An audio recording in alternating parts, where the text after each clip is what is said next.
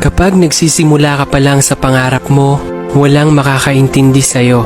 Walang susuporta sa'yo. Normal lang yun. Dahil hindi naman sila nakaka-relate sa ginagawa mo.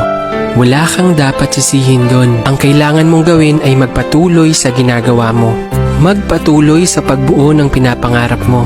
Dahil dadating yung araw na yung mga tao na gusto mong ma-appreciate ka ay sila na mismo ang magkukusa na ibigay sa'yo yung suporta na ninanais mo.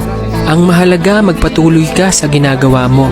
Huwag mong hintayin yung atensyon ng mga tao para mapansin nila yung pagpupursige mo. Wala kang dapat patunayan sa kanila. Gawin mo yung bagay na yan dahil gusto mo.